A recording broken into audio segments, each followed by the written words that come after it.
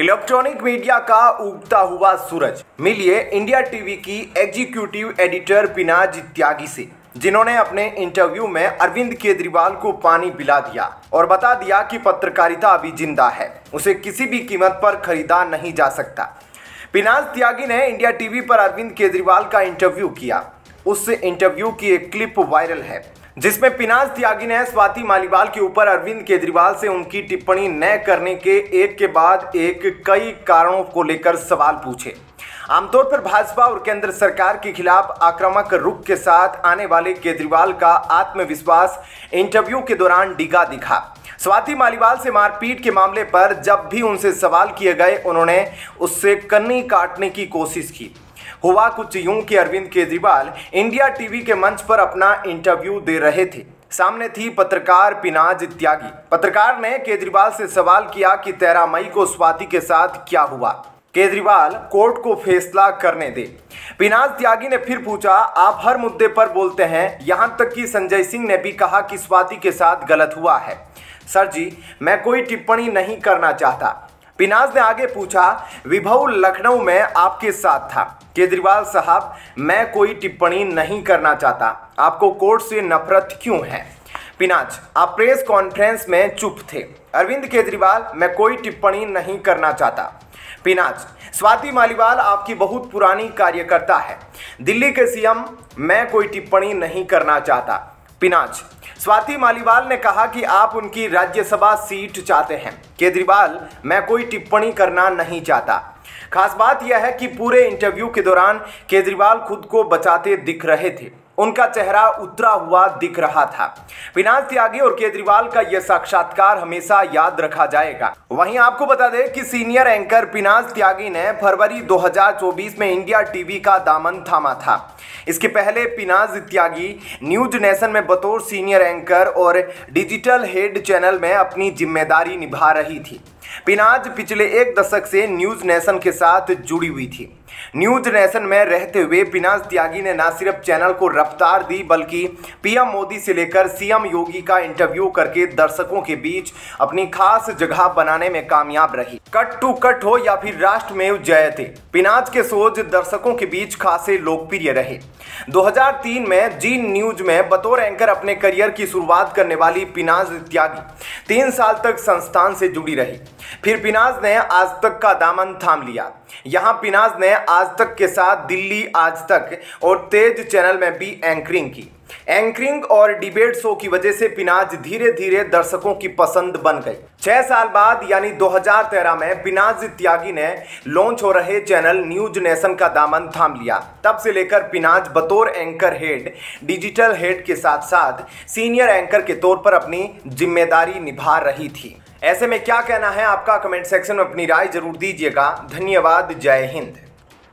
कांग्रेस के पूर्व अध्यक्ष राहुल गांधी हिमाचल प्रदेश में एक जनसभा को संबोधित करते हुए कई पत्रकारों पर पीएम मोदी से कठिन सवाल नहीं पूछने का आरोप लगाते हुए उन्हें एक बार फिर चमचा चमची कहा। इससे पहले भी राहुल गांधी ने दिल्ली में एक जनसभा में कई पत्रकारों पर पीएम से आसान सवाल पूछने का आरोप लगाते हुए चमचा चमची कहा था। पीएम मोदी पर निशाना साधते हुए राहुल गांधी बिना मतलब का पत्रकारों पर भी कटाक्ष करते रहते हैं, लेकिन इस बार पत्रकार रूबिका लियाकत ने सोशल मीडिया एक्स पर राहुल गांधी को करारे जवाब के साथ पलटवार किया है। दरअसल राहुल गांधी ने नाहन में जनसभा को संबोधित करते हुए पीएम के इंटरव्यू को लेकर तंज किया। उन्होंने उनके इंटरव्यू लेने वाले पत्रकारों को चमचा और चमची करार दिया। इस पर रूबिका लियाकत ने उन्हें नसीहत दी है। उन्होंने कहा, राहुल गांधी जी, चमची चमचा वातावरण से बाहर निकलिए। उस जमाने को गुजरे बरसों हो गए। क्या हुआ आपकी मोहब्बत की दुकान का? न भाषा में संयम न मर्यादा, इतनी कुंठा क्यों? दुर्भाग्यपूर्ण है कि आपके सलाहकारों ने आपको राजनेता की बजाय ट्रोलर बना दिया। पीएम ने अब तक 71 साक्षात्कार दे दिए। हर सवाल उनसे पूछा गया है, महंगाई से लेकर घुसपैठियों वाले बयान तक, चीन से लेकर पाकिस्तान, देश से लेकर विदेश तक। पत्रकार का धर्म है सवाल पूछना। हम हर किस्म का सवाल पूछेंगे। आपको किसने रोका है? आप केवल एक दे दीजिए। आप अपनी राजनीति पर ध्यान केंद्रित कीजिए। पत्रकारिता से आपको चुनाव नहीं लड़ना है, चुनाव मोदी से लड़ना है। और हाँ, मेरा नाम रूबिका लियाकत है। नाम अगली बार पर्ची पर लिखकर ले जाइएगा। बता दें कि राहुल गांधी ने अपने भाषण में कहा था कि आजकल नरेंद्र मोदी के इंटरव्यू चल रहे हैं। एक चमची उनसे पूछती है, मोदी जी एक बात बताइए, आप में इतनी ऊर्जा कैसे आती है? मोदी जी जवाब देते हैं, पता नहीं, सब कुछ अपने आप होता है। मैं बाकी हिंदुस्तान की तरह बायोलॉजिकल नहीं हूँ। बाकी हिंदुस्तान खेती करता है, मेहनत करता है, मुझे तो परमात्मा गाइड करते हैं। मैं हिंदुस्तान में ऐसा एक व्यक्ति हूँ अकेला जिसका डायरेक्ट परमात्मा से कनेक्शन है। इस बात पर चमचे कहते हैं, वाह वाह, क्या कमाल की बात है मोदी जी। राहुल गांधी द्वारा पत्रकारों के लिए घटिया भाषा का इस्तेमाल करना कोई नई बात नहीं है। इससे पहले राहुल गांधी ने दिल्ली में एक जनसभा को संबोधित करते हुए भी पीएम मोदी और उनके इंटरव्यू लेने वाले पत्रकारों को चमचा कहा था। साथ ही उन्होंने कहा था कि मैं पूछता हूं परमात्मा ने कैसे भेजा है। कोविड के समय कहते हैं थाली बजा दो, जबकि दिल्ली में यमुना पार हजारों लाशें रखी हुई थी, अस्पतालों में जगह तक नहीं थी।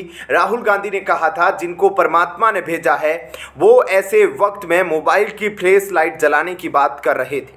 उन्होंने कहा कि युवाओं द्वारा रोजगार मांगने पर पीएम नाली से गैस वाला आइडिया देते हैं। ऐसे में क्या कहना है आपका? कमेंट सेक्शन में अपनी राय जरूर दीजिएगा। धन्यवाद। जय हिंद। लोकसभा चुनाव के 7वें और अंतिम चरण के लिए प्रचार जोरों पर है। इस बीच केंद्रीय गृह मंत्री अमित शाह ने हिमाचल के कांगड़ा में एक चुनावी रैली को संबोधित किया। अमित शाह ने राहुल गांधी के अग्निवीर योजना को लेकर फैलाए गए अफवाह पर जोरदार पलटवार किया है। शाह ने कहा कि राहुल गांधी झूठी बात को ही मुद्दा बनाते हैं। केंद्रीय गृह मंत्री अमित शाह ने आज सेना भर्ती की अग्निवीर योजना के संबंध में फैलाई जा रही कई बातों का स्पष्टीकरण देते हुए इससे संबंधित भ्रांति दूर करने का प्रयास किया। इस दौरान उन्होंने कांग्रेस नेता राहुल गांधी पर भी निशाना साधते हुए कहा कि राहुल गांधी अपनी पार्टी के फायदे के लिए जनता में झूठ फैला रहे हैं और लोगों को गुमराह कर रहे हैं। कांगड़ा में रैली को संबोधित करते हुए केंद्रीय गृह मंत्री अमित शाह ने कांग्रेस और राहुल गांधी पर जमकर हमला बोला। उन्होंने कहा, विकास भाजपा की आदत है। कांग्रेस नेता हमें यह कहकर डराते हैं कि पीओके के बारे में बात मत करो, पाकिस्तान के पास परमाणु बम है। मैं आज कांगड़ा की धरती से कह रहा हूं, राहुल बाबा, हम मोदी जी के कार्यकर्ता हैं और हम परमाणु बम से नहीं डरते। पीओके भारत का है और हम इसे लेकर रहेंगे।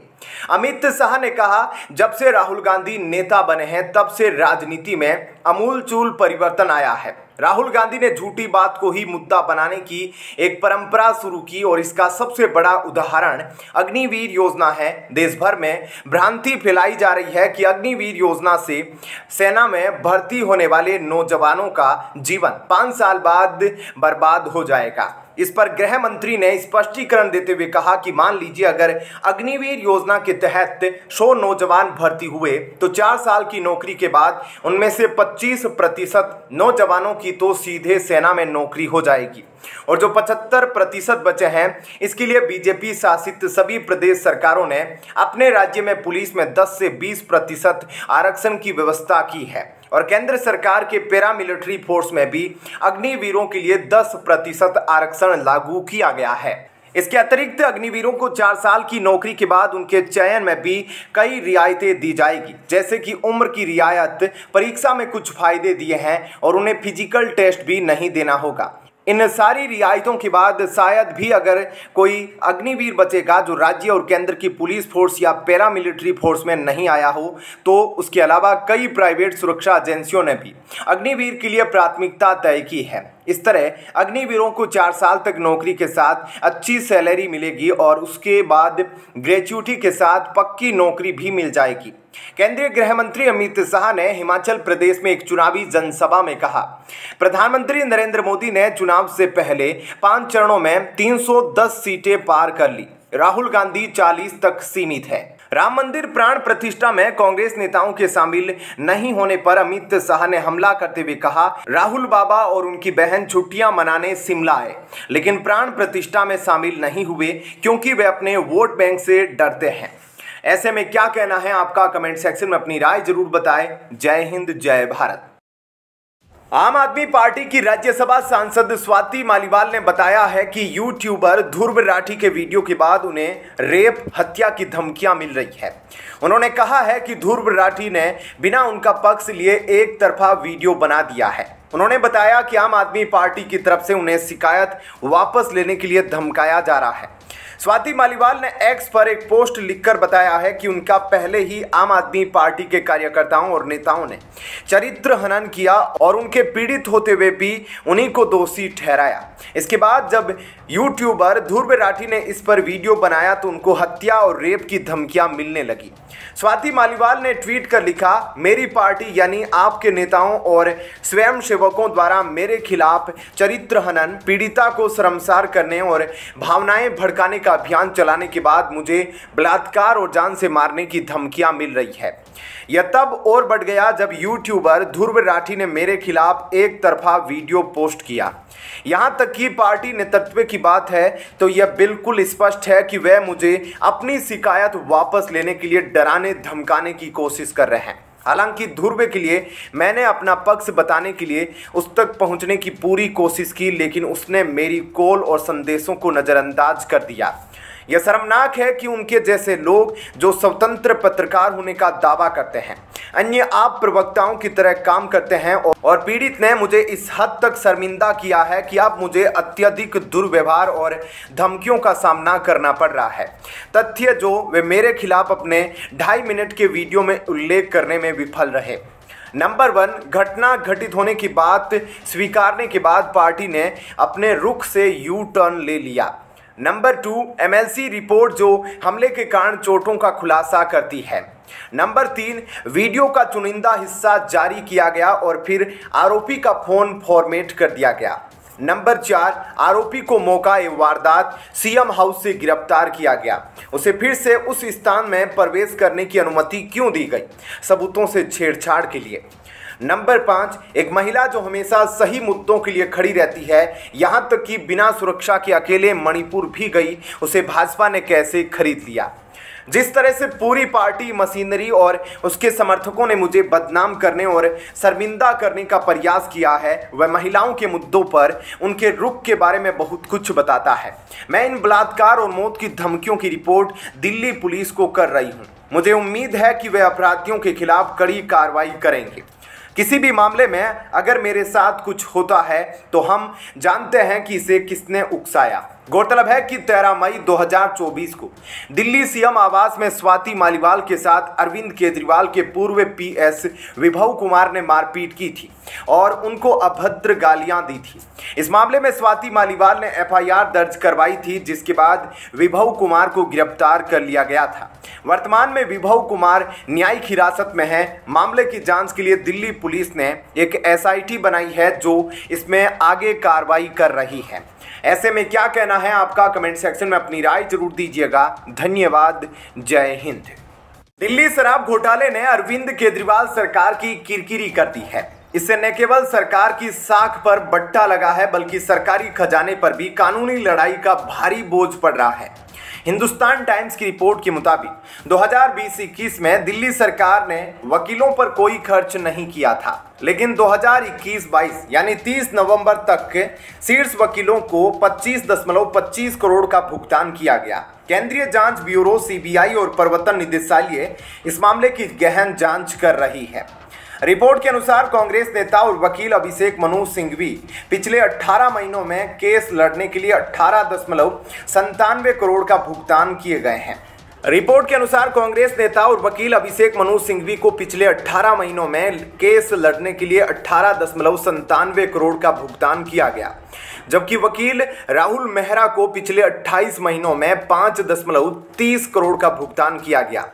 2021-22 और 2022-23 में विभिन्न विभागों ने कानूनी लड़ाई पर कुल 28 करोड़ खर्च किए, जिनमें से 25 करोड़ अकेले शराब उत्पाद शुल्क मामले से संबंधित मामलों पर खर्च किए गए थे। इस बीच दिल्ली हाईकोर्ट ने शराब घोटाला मामले में सुनवाई करते हुए कहा कि किसी के पास नकदी नहीं मिली। इसका मतलब यह नहीं है कि भ्रष्टाचार नहीं किया गया है। कोर्ट ने कहा अब ये अपराध करने के लिए नई तकनीक अपनाई जाती है। कोर्ट ने ये टिप्पणी दिल्ली शराब घोटाला मामले में आरोपित मनीष सिसोदिया की जमानत याचिका पर सुनवाई करते हुए की। हाई कोर्ट ने कहा मनी लॉन्ड्रिंग के मामले में किसी व्यक्ति के पास से नकदी की बरामदगी कोई जरूरी नहीं है, जहां साजिश का हिस्सा कई लोग हैं। कोर्ट ने कहा कि शराब घोटाला मामले में भ्रष्टाचार और मनी लॉन्ड्रिंग जैसे गंभीर आरोप है जिनसे देश के सामाजिक आर्थिक ढांचे पर जोर पड़ता है और जनता का विश्वास सरकारी संस्थाओं से घटता है। हाईकोर्ट ने कहा कि दिल्ली की शराब नीति ने छोटे और मझोले दुकानदारों को बिक्री से बाहर करके उनको सारी ताकत दे दी जिनके पास पैसा और पहुंच थी और जिन्होंने अपना एक कार्टेल बना लिया था। कोर्ट ने कहा कि शराब नीति को वित्तीय फायदे के लिए बनाया गया, जो कि इस अपराध की गंभीरता को बढ़ाता है।